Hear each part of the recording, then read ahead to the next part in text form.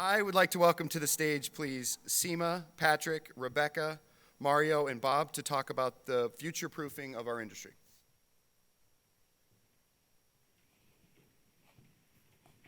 Are you staying there? You can be. I don't know. I'll stand. Stand. All right. He's pumped. I'm pumped. All right. So this session is filled with lots of topics. I mean, it's been, what, 20 months since we've actually got together and talked about changes in the industry.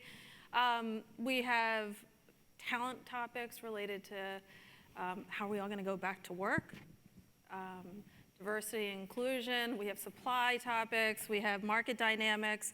We're going to dive into them. But before we do, I want to have our esteemed panel do a brief introduction about you.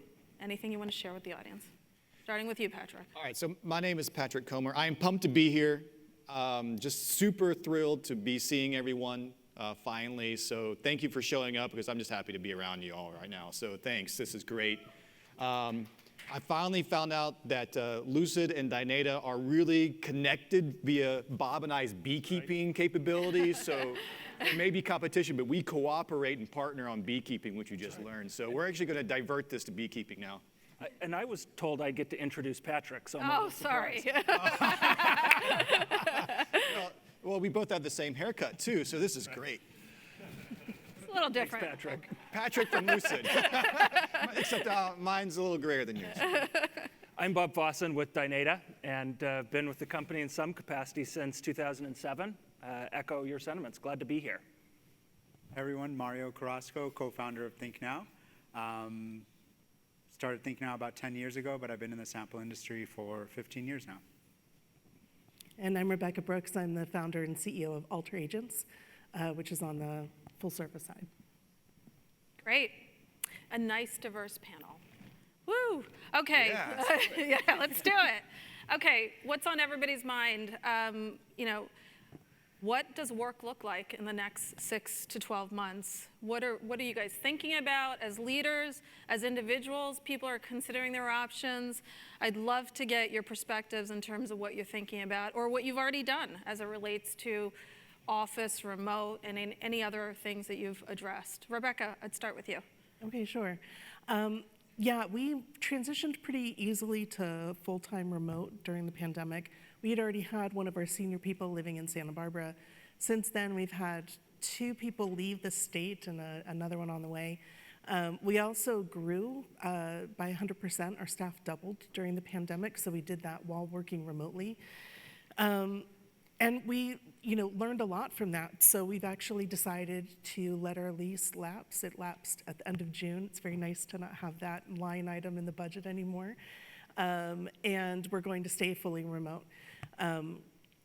It's been, I think, challenging in the sense that we don't have the normal sort of let's go get some lunch together or hang out in the kitchen kind of chit-chatty moments.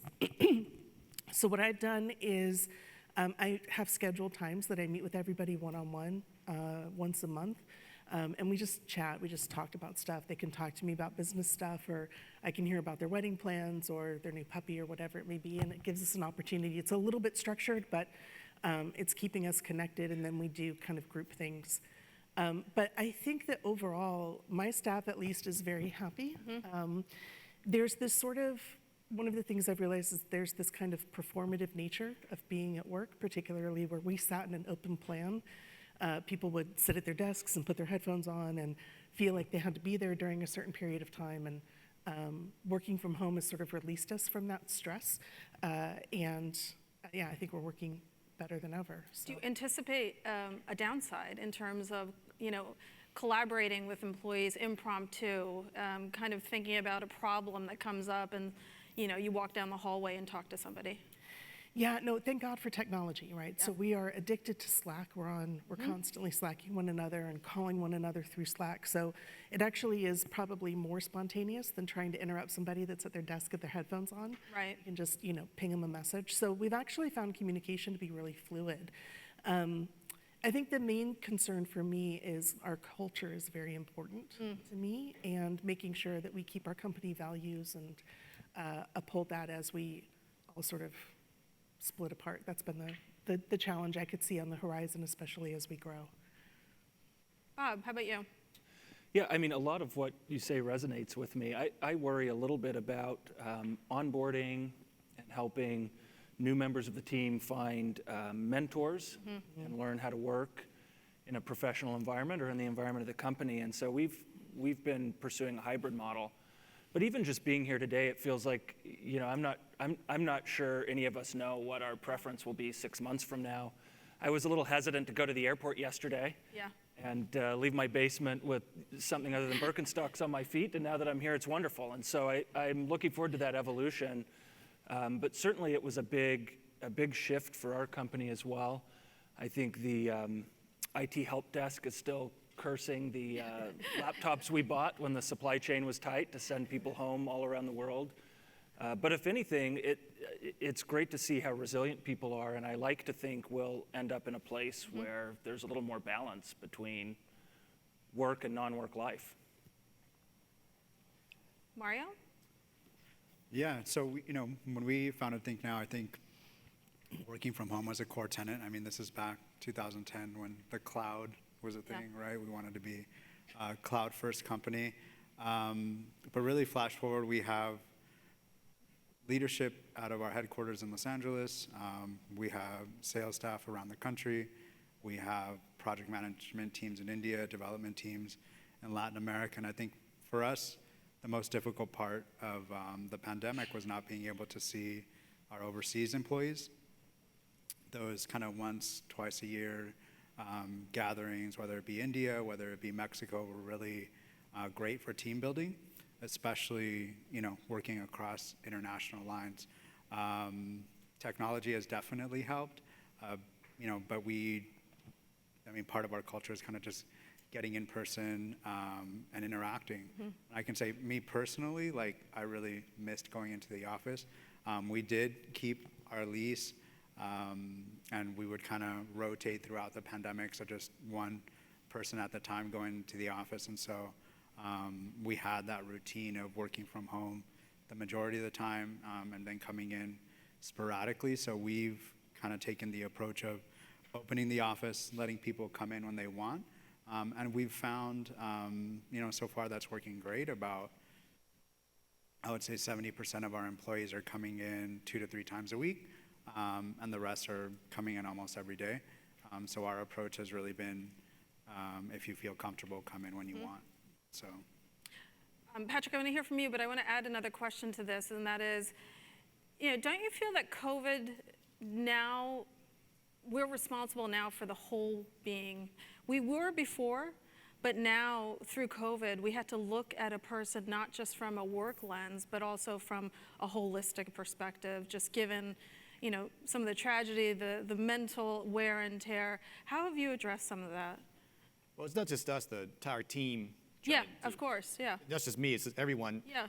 I mean, especially as a global company, we realize constantly that the pandemic affects different parts of the world differently. Right. And it's not over, right? We have this Yes. bubble moment here, Right. which is pretty wildly cool that we get to do this, but it's not happening in other markets, right?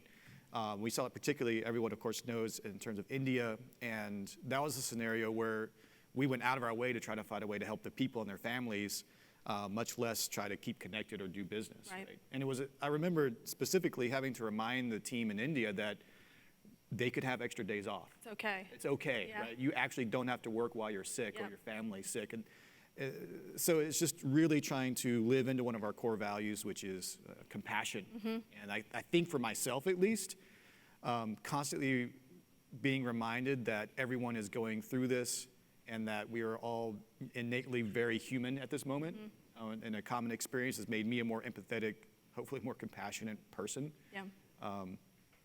But I think it's probably been true for everyone. I mean, I think even some of the conversations that you and I have had over the past 18 months, it's been more human than Yes, business. for sure. Yep. Anybody want to add to that? Yeah, I would add on top of that, I think the global nature has been very interesting, and I think it's been supportive of the company culture to watch offices in Europe or offices in the Philippines take the work that others couldn't take, and it's really connected people across cultures and across legacy companies that have made up Dynata. And so for all of the challenge and all of the tragedy, it's also been a catalyst, I think, for a lot of expression of good and support within the company. And I think that's what's so difficult about moving forward. Yeah. You can't recognize that and then Shift gears to back to an old model. shift immediately. Yeah, right. You have to kind of let it be a little bit organic and see Agreed. what it looks like going forward. And I think one of the big challenges is the labor market is completely crazy right now. I think if you're trying to hire anyone right now, it's quite dynamic. There's a lot of potential turnover. I think that it's more competitive than ever. I'm wondering how that actually parlays down into the sample supply side, right? Yep. Is there a correlation or not between supply constriction and the overall labor market, particularly here in the US?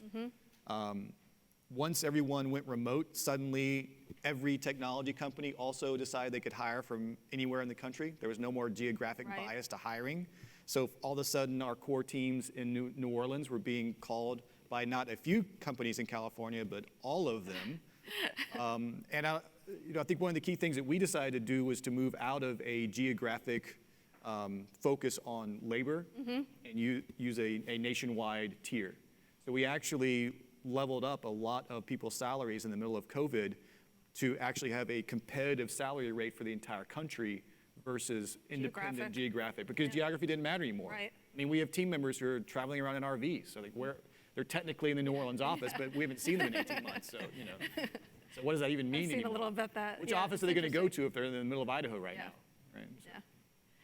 All right, diversity and inclusion is a hot topic. It's really bubbled up. It's always a hot topic, but it's become a national topic for our society and also for business. I'd like to get a perspective on what you guys are doing about it, what initiatives, activities you are putting in place within your organizations. Mario, I'm going to start with you. Yeah, so 2020 was an interesting time for our company. I'm not a diversity and inclusion expert. Our company doesn't do diversity and inclusion, but given the events of 2020 and what we do as a company, I was given a platform that I stepped into. And so I can kind of just speak on what we've done as a company.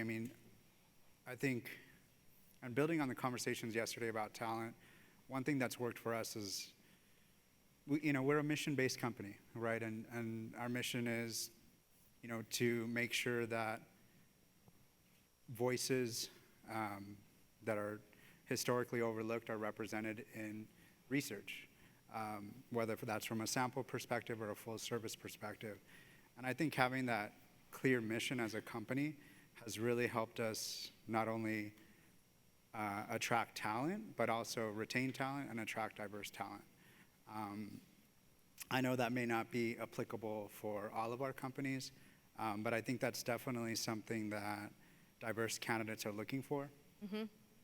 And younger talent, right? You look at Gen Z, millennial, you look at their purchase behavior, those same types of values are extending into the companies that they want to work for, right? The first thing candidates are doing, they're going to your website, they're looking at the About Us, they're looking at the leadership team. If they don't see themselves reflected there, if they don't see programs in place for them to grow and become into leadership positions, they're likely not going to consider your company. So that's kind of the... I've had actually a real world example where I recommended a woman for a job, and she looked at the website and she's like, I don't see myself anywhere in this company, and the leadership does not reflect my voice, and that's a major issue for getting good talent. Anybody else would like to comment on that? I will. We had kind of a turning point internally at our company. After George Floyd was murdered, we had a very sort of heart-to-heart reckoning with what is our role. We gave everybody in the company $1,000 and said, you can put this towards any charity that you want to put it towards, but it didn't feel like enough. And it actually spawned, it's kind of a silly name, but the JEDI team, which is Justice, Equality, Diversity, and Inclusion. in our company where it's a group of young folks that took this on themselves to look at all sorts of things, from how do we ask ethnicity and gender questions in our surveys, to how do we work with our sample providers to make sure that we're reaching diverse audiences. But beyond that, also our own initiatives of taking more of a proactive role in trying to diversify our staff, rather than just putting out a job description and seeing what kind of resumes come through, but actually, like, we've built connections with local community colleges in LA to try to create sort of a pipeline from their students to our company, so we can sort of elevate those resumes that we may not have otherwise gotten. So we're really trying to step into some sort of like proactive action, and I think that it's been really good for the staff to feel like that that we can point to something tangible that we're doing. So we're continuing also. I mean, part of the JEDI mission is to keep looking for things that we can do better. So actually, I should say too, during Pride Month, we looked at our entire company policy and our healthcare policy and our partners, our sample provider partners' policies, and said who is not fitting with our values about that. And we updated our policies to include, time away for transition surgeries, or other things that we just hadn't thought to include before, that we made sure were explicit and clear. So Fantastic. we're just, I think, trying to look inward and fix ourselves as much as we can. I'd add, I mean, you had shared some research that you had done about individuals' anxiety levels throughout different points in the pandemic. And I think for us at Dynata, it was such a catalyst after the murder of George Floyd to have internal dialogues across cultures, across countries, where we brought in experts to moderate those dialogues. And they were really, I think, substantive. They were beautiful in a lot of ways. They're very healing. And I think that was a catalyst to allow us to be much more intentional about what we wanted to do inside the company, and have the focus and determination to actually execute the plan. And I see that in many places throughout the industry. And I like the comments about how we sample as well. I think we probably all know we're doing it wrong in how we recruit and retain members, and what it's largely a one-size-fits-all model. And I think part of, as an industry, we can be a bigger force for good in this area by rethinking how we do that and providing more representation and data. And so I think we have double opportunity, and I hope the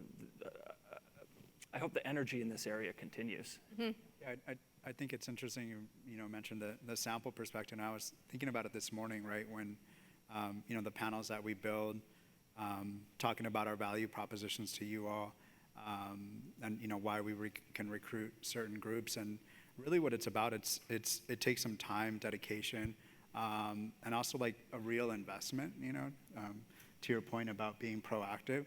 So from a sample perspective, right, these groups that traditionally have been hard to reach, I think a lot of the time in the industry, we try to do things the same way. So you can take that type of thinking as well to recruitment and retention, right? It's going to take a little bit more effort.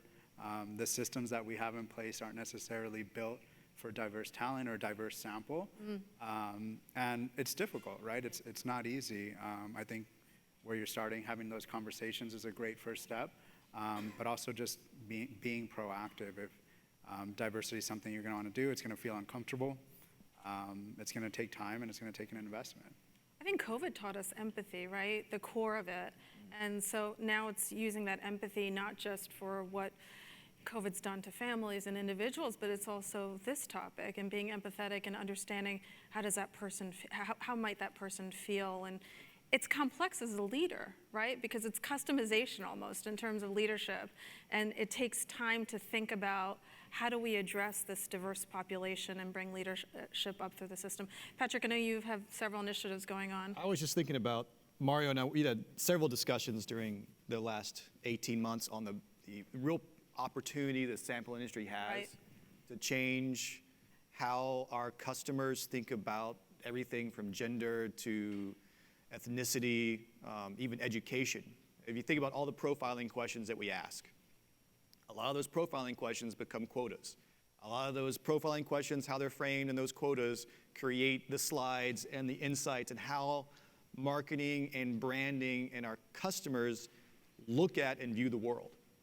And so a lot of what we can do as an industry is make sure that we are identifying and providing the voices within the sample, within the data itself, so they can be seen and heard. Because if there's no quota, if there's no identification, it's just blended in with something else. I know that our team spent a lot of time just working on gender, which is how do we move beyond just male and female. Right. And we spent a lot of research on research and just trying to figure out how do we evolve it to that next step. And it may seem simple, but the answer that we came up with is male, female, and other, and starting to provide that as an answer so that our customers can start actually creating that group and actually understanding what that other gender has to say and what they have to believe. Wouldn't it be a shame if we let the Census Bureau change faster than us? Right? That's a And really good define. point. Well, if you look at this, I mean, honestly, if you look at ethnicity in the census documents, especially the last one, in the lens of today, it's like, what is going on, right? And to think that our entire profiling at Lucid in the 2010 census is completely just wrong now. Now, are we supposed to, as an industry, just be led by the census, or are we supposed to do something else? And that's an open question because we have the opportunity to define profiling that this country and a lot of other countries use in terms of how they view who are people. What are the definitions and how do we go about engaging with them? I have to plug. So Get in there. yeah, so over the pandemic we had these conversations, and some of the work that we've done with Insights in Color, ThinkNow and Lucid, we actually released standards, so demographic questions for screeners. So you can download that at insightsincolor.com. And what's great also about this moment, the pandemic really presents an opportunity for us to rethink how we ask those questions, because a lot of the pushback, right, has been, I have this decade-long tracker, and how am I going to add other to it, right? There's issues with that we can talk about, but the pandemic has completely changed how we consume products, how we live our life. If we're going to make updates that are more inclusive, now is the time. So we have this really unique opportunity now, as we get out of the pandemic, to update how we ask these questions and be more inclusive as an industry. Fantastic. Go ahead. I was just going to add every time I'm asked this question, I realize we haven't done enough. So it's easy to talk about the things we did over last summer because it was the moment. I get bent out of shape because when I think about what are we doing now, where's that intensity we had, and what's actually the next big step we're supposed to take. Because it's really easy to be intentional at the beginning. But what about the middle? Make progress feel good, right? And then kind of it drops off. Yeah. And so you asked me this question, and I actually ran the data this morning. I was like, all right, I know Sima cares, right? Yes. And so what does the gender makeup look for Lucid, right? Yes. Oh, good. All right, so the C-suite's 1 of 8. I'll just be really honest, right? C-suite's 1 of 7, actually. 1 of 7 is female, right? Okay. Our senior vice president layer is all female. Okay. And if you look at all vice presidents, it's 50-50. Okay. So that has some value to Yes. it, right? If you look at our board, we have 1 female advisor, and then we intentionally, over the summer, replaced a board member with the intentionality of diversity. Okay. And so we brought on Deborah Elam, who is the first officer, first black female officer of GE, and ran diversity for that company for 30 years. And because I think you just got to start at the top. You got to make intentional decisions and say, we're going to do something at the board level, at the C-suite level. But I say these things like it's supposed to say, oh, we did it. We haven't done it yet. No, the hard work is after you make those decisions and integrating those voices into decision making. That's hard, right? Because if they're not like-minded people, then you actually have to listen more, you have to factor in their opinions and make them feel comfortable and confident that they're in a safe space. But that's huge what you've done, right? But the next part's coming. The power of those choices is that if you look at the incoming resumes, the number of diverse candidates who are showing up now Yeah, is very different than it was a year Yeah. ago. And so that just matters it does. in terms of talent, especially today when talent is so hard to work with. Anyway, Okay.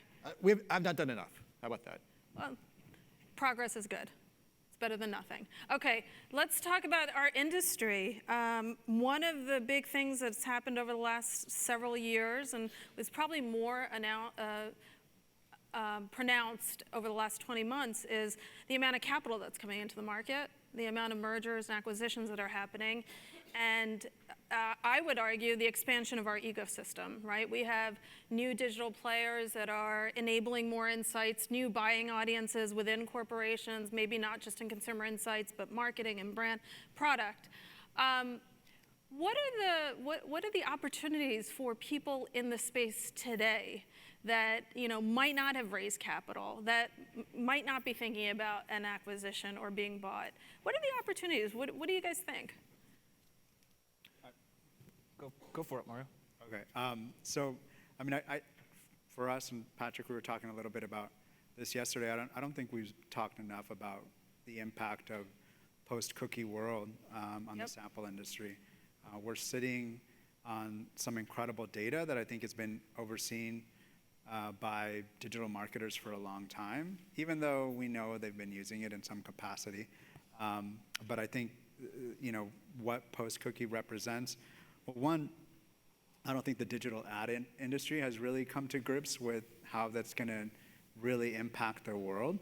And two, the sample industry, we are really poised to fill a lot of the data gaps that are going to occur in a post-cookie world. So we're already starting to see some investments, new companies growing, some companies here that are already making some plays in this space. But I think that's, for us, has been one of the big opportunities that we're pursuing. Yeah, I don't know how anyone could be successful in the future as a sales manager or a brand manager or an operations manager in any company without also being a little bit of a data scientist. I mean, this is a secular trend, and that's why there's so many platforms. And so, where the investment has come in on the periphery of our industry, the demand for data, people are using those platforms. The demand for data is exploding, whether it be because of regulatory restrictions around, or even what companies are doing to restrict tracking. We're just, I think, on the very front end of it. And I think that investment should be a wake-up call for us as professionals, that the game is about to be brought to our industry. Yeah. And whether that pertains to diversifying who we hire, whether that pertains to making sure we're iterating and failing faster and figuring out what that future looks like, I think we've just seen the beginning of this, because you look out at the world, and everybody needs more data. Data is becoming more difficult to get, and more people are figuring out what we do. Yeah. And they're seeing it for the value it has, versus the value that we've seen it as in the past. And so I'm really excited about that. I think it creates tremendous opportunities. And I think the people we're able to attract and retain, even in a really competitive labor market, has just expanded in terms of, skill, experience, and just that is another indication that we're kind of on the very front end of this trend. So I think this conference could look a lot different in 3 years, with a lot more people who've not been here before. Could not agree more. I mean, I think it was a SampleCon years ago, we started talking about audience and media data and how that was going to impact our industry. And we're sitting on a gold mine, ladies and gentlemen. We have, as a collective group, consented first-party data that we have permission every day to ask questions in. That's a remarkable capacity that most people in MarTech or AdTech just don't have any access to. And so with the layer of GDPR and CCPA and the rest, suddenly what we have built for years as part of our status quo of delivering data and insights through surveys suddenly has become really interesting to a lot of other players, because we have a view on identity in a cookieless world. We have the ability to create and understand audiences in a way that the ad tech world has just never really understood. And it's a remarkable overlay. And to your point on talent, Bob, the ability for senior, capable individuals from ad tech or martech to want to come into our industry, dare I say res tech, and say, we want to do this, right? Because it's exciting to see those two fields overlay. Yeah. And there's a lot of, as our industry has become more programmatic and connected, it allows us to integrate and play in that space in a unique way. It's like our recent integration with Trade Desk, which is the largest independent platform outside of Google and Facebook. That just shows what kind of connection can actually occur, allowing all the Trade Desk customers to instantly access our media capabilities. So it's very telling that integration is all API and programmatic. Right. That's a very different world than we were a couple of years ago. Rebecca, how does this impact you? I think a little bit more abstractly Okay. for me, but I think one of the big things that came out of the pandemic for me was that a lot of our traditional ways of doing things, a lot of our systems were exposed to be kind of flawed or broken. And I am really excited about the opportunity, and we've heard you guys talk about this a little bit. If we have a chance to do something different Yeah. and to build in a different way and to think about things differently. And so let's, use this opportunity to shake off some of the stuff that didn't work. So the idea of new money, new investors, new ideas coming into the space, I think is nothing but excellent for the industry. We all need to shake it up a bit. Shake it up a bit. Yeah. And I think also as your business grows, there's still a place for valuable insights and recommendations. Like that doesn't go away. You basically up your game a bit in terms of what you're providing to clients, I would imagine. Yeah. And I think we saw that during the pandemic Yes. as well, right? We're talking about empathy, and it was good to just talk on a human level, Yes. right? Yep. I think companies feel that as well about going back to basics, a lot more we've seen an increase in qual on the full service side, going back and just talking to customers again. I think companies feel that same Yeah. need to go back and speak directly to their consumers as well. Yeah, it's interesting. I think there's all of these topics that we've been talking about since the beginning of time. Are we supposed to be just better humans? Yeah, right, exactly. They suddenly feel a bit more urgent. Yes. And, I see it in our business where, maybe a good example is where there's not enough reach in a geography, we're seeing a resurgence of telephone interviewing to build lists to target ads. I mean, this is modern kind of data matching starting from the telephone, right? And so I think there's this, it's kind of moved beyond we know what we should do, but we're not, and into this urgency of there's money coming into the space, there's opportunity, there's a moment, and we need to start treating the people who fuel our industry like human beings. Right. And I think the companies and people who do that are going to be the ones that benefit the most from the investment coming in. And it's going to be a bit of a model shift, and I think it's really exciting, and I think it can help everybody in every part of the industry, because it really, qual's another great example. There's so much opportunity to do more qual in a world that's changing more quickly, and that's difficult to do now. Yeah, and I think, to that point, Bob, I think that the companies that are holding on to things the way they were or trying to put things back into the box are the ones that are going to fail. It's the companies that are like, yeah, let's try it, let's do something different, let's explore what that looks like. I've talked about this in my personal life so much, but Tim Cook's decision to make everybody come back to Apple, I think, is one of the worst decisions ever. Yeah. And it's a perfect example of somebody who was like, no, the old system worked for me, so we're going to make it work again. And it's just not acknowledging how much things have changed and how much people want things to change. And so, yeah, I think if as business leaders, if we stay nimble and open and adaptive, then it's nothing but positive.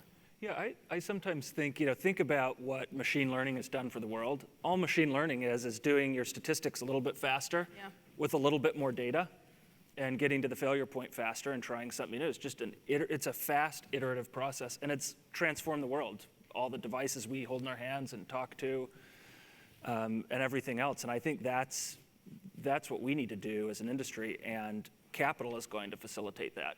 It'll be less costly, I think, to make those iterative decisions. So I think it's really exciting. Patrick, how does ResTech play into all of this? Beautifully. Yeah, I would imagine. It was SampleCon last Yes, in person, in person February. where we talked about this topic. And we voted. I'll put that in air quotes because I think it tied between ResTech and like Data Tech or something. But ResTech came off the tongue slightly better, I think. But it really comes down to, are we going to start holding our own in an environment where we're butting up against MarTech and AdTech? And are we going to attract the talent and also the capital to an industry? I think the biggest problem with ResTech is that I just did it myself, right? Well, the team actually. And so it's important that if we're going to build a landscape that we all can kind of agree to, air quotes again, that it's a broader consortium than just Lucid, just Comer going at it, for better or worse. And so I think the main thing is that we invite others into the table to define it. I think that's the big point. And so, Sima, you said yes, you would come in and help. Yep. So what I'd like to be able to do before the next iteration comes out by the end of this quarter is have several other people say, I want to be a part of identifying and making sure we've got the right companies and the right buckets defined successfully. So if you want to be a part or know someone who wants to be a part of that discussion, I'd love to hear about it so that we can create a more broad-based view than just what I would call what I came up with. Right? But the real value of ResTech is allowing people who don't understand our industry to feel like they do. Yeah. And I got a number of phone calls from colleagues in our space who were raising capital over the last 6 months or 9 months when we first started this dialogue, who were like, thank God you said that, because investors now went from deer in headlights to the light bulb went off and they feel like they understand how to approach the industry. And that's the entire point. How do we let not only investors, but also some of the senior talent that isn't part of this space feel like there's an entire landscape that they can put a career into, that they don't have one company to join, but there's also a career development opportunity for them across the board. So I look at it as a branding opportunity to raise and elevate the entire industry. I think the challenge, Bob, I would imagine for a company like Dynata is that you play in so many spaces within that definitional landscape, right? Like, how do you deal with that? That is a challenge, and I think it's great to define the new look of the industry. The challenge with any structure is you abstract detail. Yep. And so I think this is going to be a never-ending back and forth, like it is in other industries, because we're all wrapped up in the time we spend in our careers, and we care about what we've built and accomplished, and so you want to make sure you're properly represented. And my sense is that is a tension that you can't ever ultimately resolve. Right. And as the industry changes, then that landscape and that map is going to change. And that's okay. I think it's helpful to have a definition and a description of what we do. Hot topic, supply, supply, supply. I keep hearing there's not enough supply. People are experiencing quote unquote shortages. Where's Corey? Corey, surveys aren't getting filled and completed. What are the drivers for this quote unquote shortage? Or is it really that people are getting reprioritized because the user experience is not so great? It's a hot topic. You want to start, Mark? No, please. Go ahead. It's interesting. I was talking to my team. We're experiencing supply issues just like everybody else. And this was a couple of months ago, and I remember on the phone with Art. I don't know if he's here, but I remember saying the jig is up. And I've actually heard that in conversations with a couple of team members here, and it feels like a refrain that's really resonating, and I think it's describing what's happening really well. One of the key drivers that I see that happened in 2020 in particular, right, is that those of us with assets, whether that's a traditional double opt-in panel or whatever we're calling some kind of ResTech, the investments have kind of scaled back, right, when the pandemic first hit. And we all kind of resorted to purchasing on the various exchanges that are out there.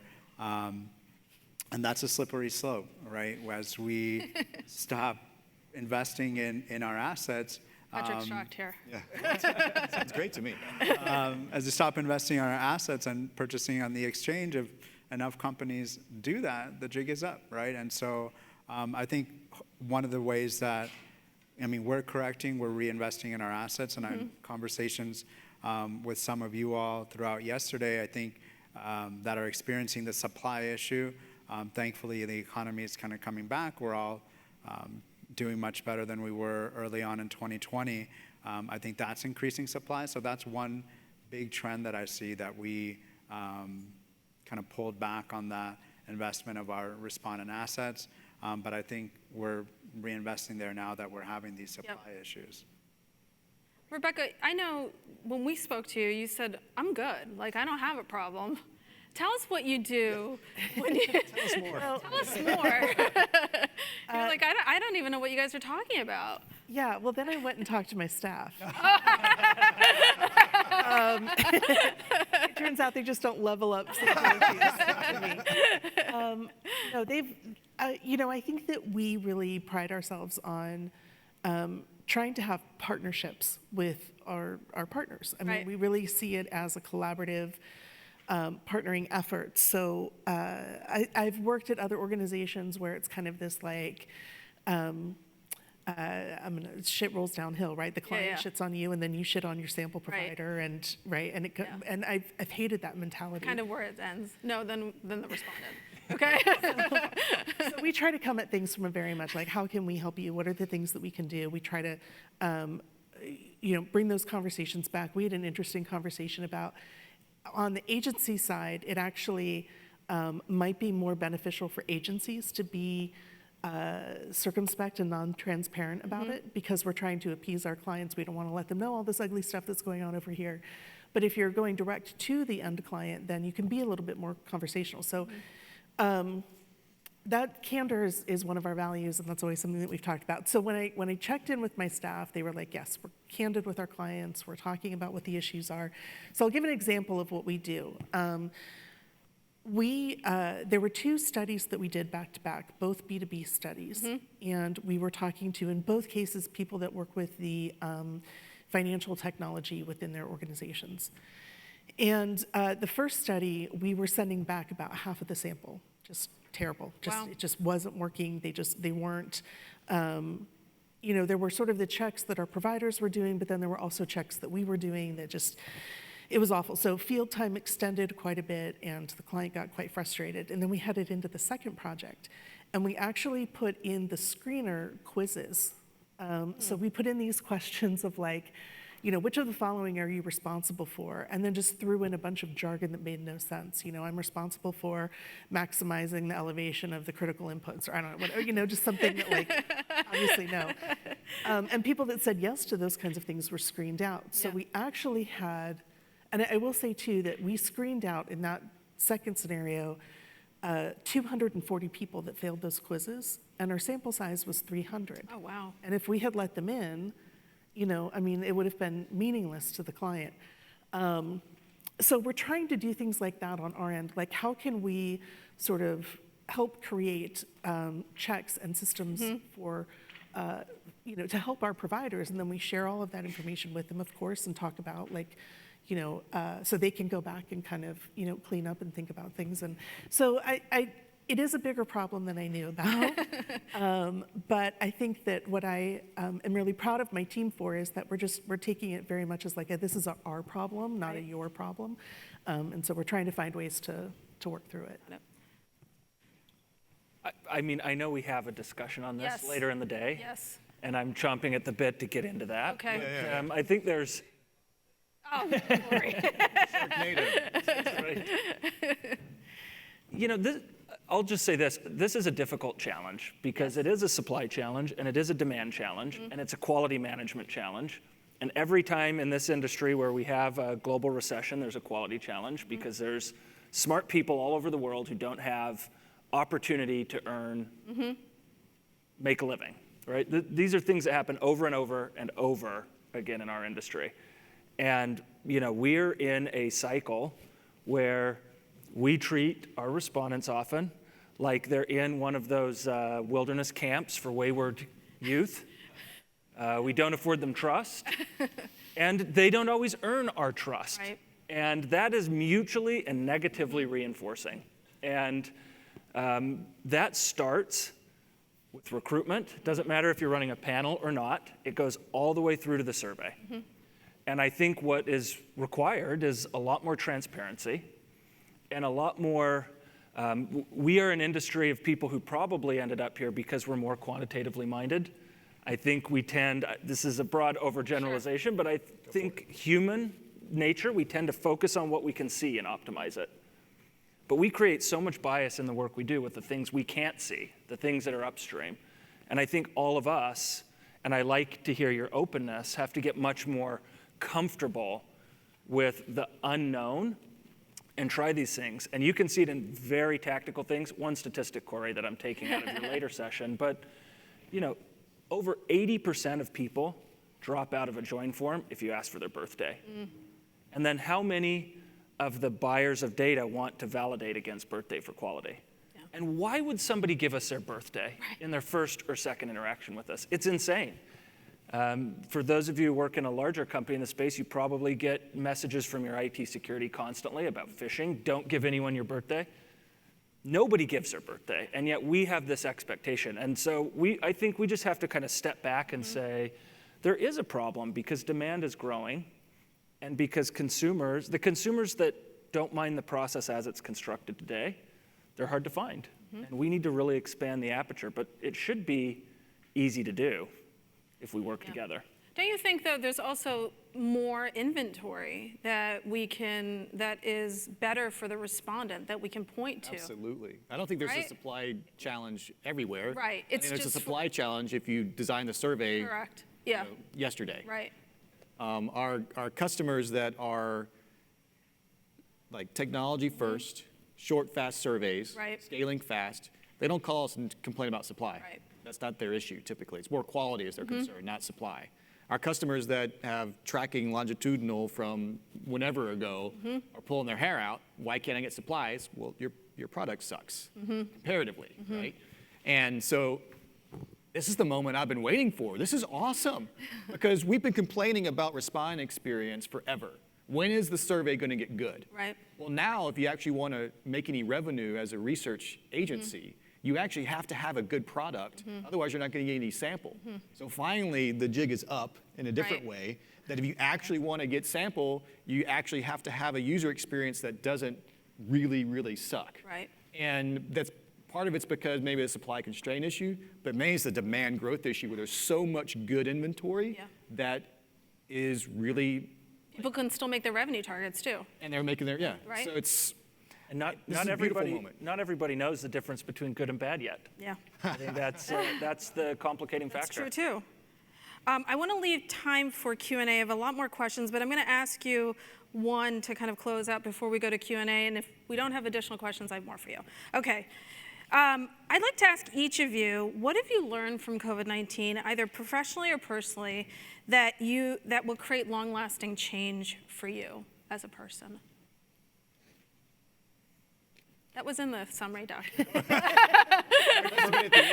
Very profound question now that you ask it out loud. I'll start. I think for me, it was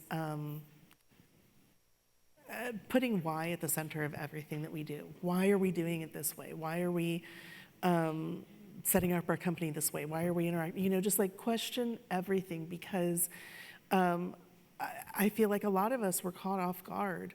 We had built these systems to sort of handle, what reality was, and then everything changed and realized how insane those systems were. Like, for example, I would leave the house at 6 in the morning. I'd get home at 6 o'clock at night. I'd have dinner with my kids for, an hour. And then it's, do your homework, brush your teeth, get in the shower, blah, blah, blah, blah, blah, and put them to bed. And what a miserable existence, right? For them and for me. And so the pandemic really forced me to change that. And now I will never go back to that. So that's on a personal level, but then also on a business level. Like, why am I paying $20,000 a month for a space? Right. When I could hire 2 people and do more with that and help more people with that. So I think for me, it's really put why in the center of everything and not just assume that like this is the way things are done and how we have to do them. Awesome. Are you want to go next? Yeah, I don't remember that question. It was bolded, actually. It's at the bottom. Yeah, I mean, I think for me, Bob, you mentioned that industry attracts more quantitative-minded people. I think that's true. And I think as a leader, it totally changed how I talk to my staff. For those that know and interact with me, I'm like not a big fan of small talk. But the pandemic, totally changed that. And really, I don't consider it small talk anymore. I mean, first and foremost, it just put into perspective, how is my staff doing? Like, how are their families doing? And, getting to know people here even, right, on a personal level, like, I had no idea Bob mountain biked, so, we're going to hopefully mountain bike one of these days. But it's, just changed my perspective on how I interact and kind of what's important from a personal perspective. Bob? Yeah, I mean, I almost look at it like a year and a half of meditation, forced meditation, because, the kind of space that you lived in just collapsed so much, and that's a gift I, think we ought to feel lucky for, whether it's how we operate the business, opportunities to reach out to colleagues and be empathetic, and probably never been a time in my life to learn more, given the social events that happened over the last 18 months. And so I feel very refreshed about that, and maybe haven't drawn a lot of conclusions, but feel very happy to have, feel like I can take a more thoughtful approach. And I think there's been a lot more integration of personal values and professional lives, and I think that will make that will help us all live richer lives, and I think be more successful. Yeah, I agree with that too. Patrick? That's a really hard question. I mostly think about stories with the executive leadership of Lucid, where for the longest time as founder and CEO, I used to think that I was supposed to, be the strong. I was supposed to hold it all together. Right. Right. Yeah. And during COVID, I can't hold it all together. Right. I'm completely messed up. Right. So, I guess what I really learned was to trust and rely on other people more that I was working with, and be able to completely fall apart and not be able to not be able to do the thing today because I'm just right. So, I guess I've learned to be more, I'll use the word vulnerable, but be more human in a lot of different contexts that I wasn't comfortable with before. Because I just can't, it's like coming back to conference, I'm full of like social anxiety and how do I small talk and what do I do and how do I shake, like all the things that I haven't done for 18 months are like running through my head.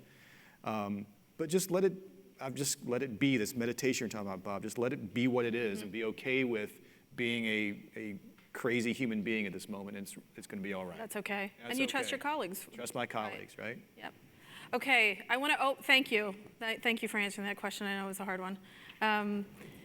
We have time for questions, if anybody would like to ask a question. I can't see anything.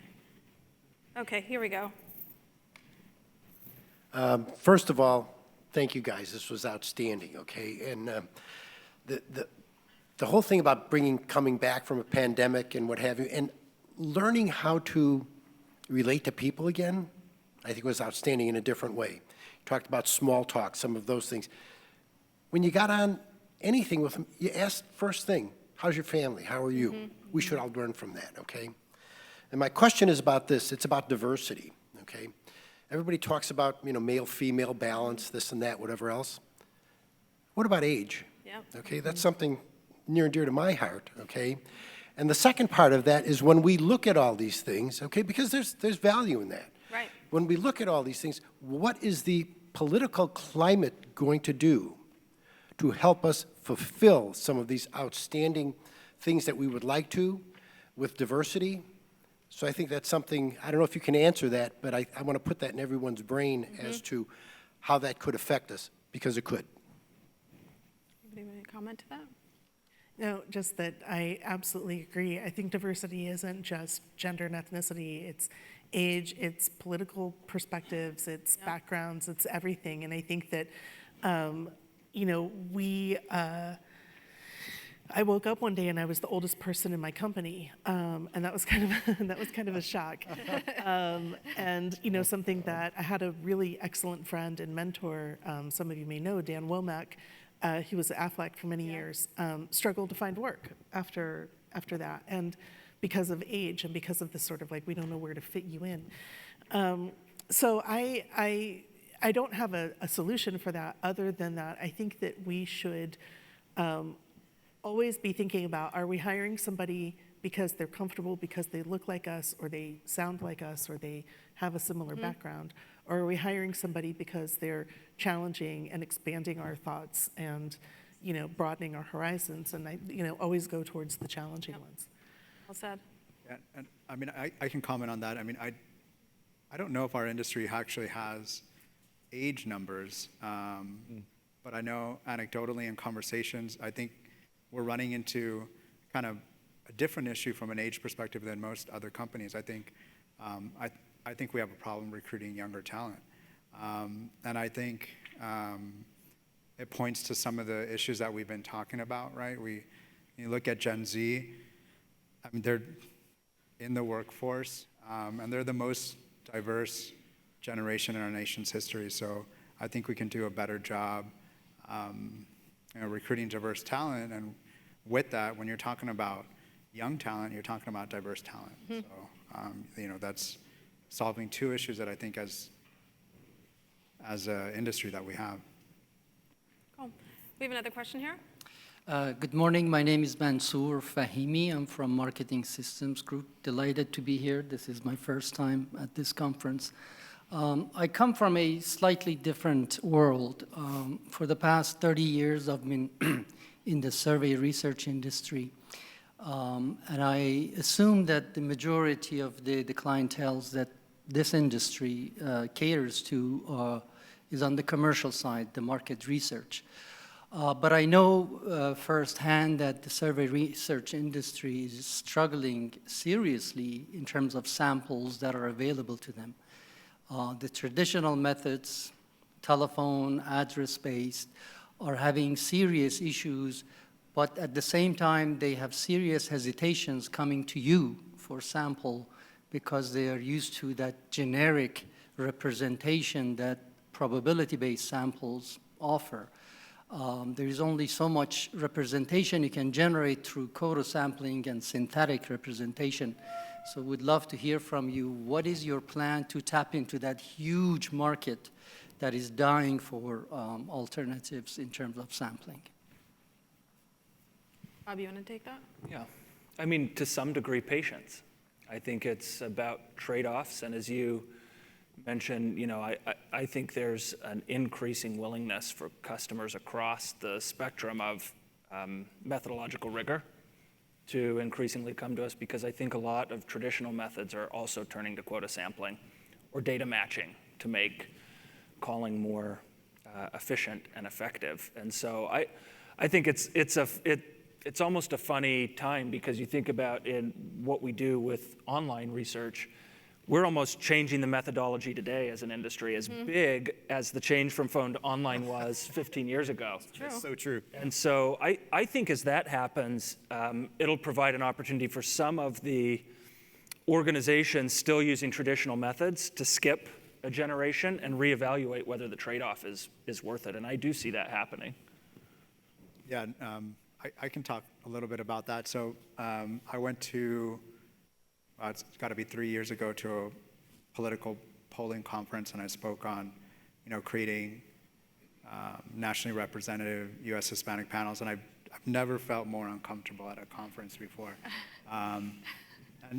So my perspective is I think that industry needs to understand what we do a little bit more, because I proceeded many presentations talking about how our industry shouldn't talk about nationally representative samples, right?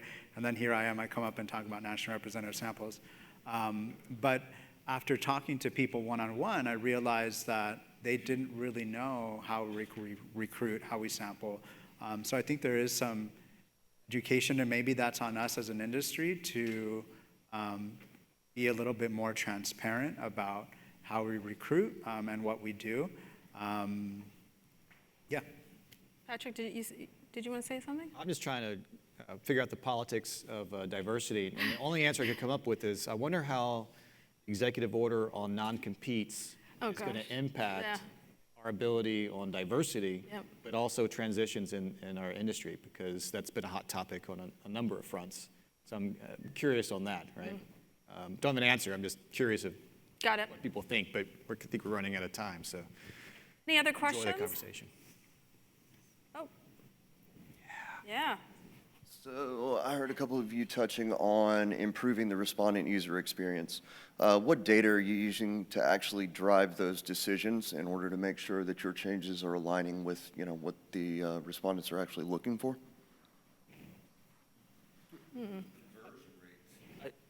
Conversion rate. All kinds of data. AD. Conversion rate is generally used, Yeah. I think, by everybody.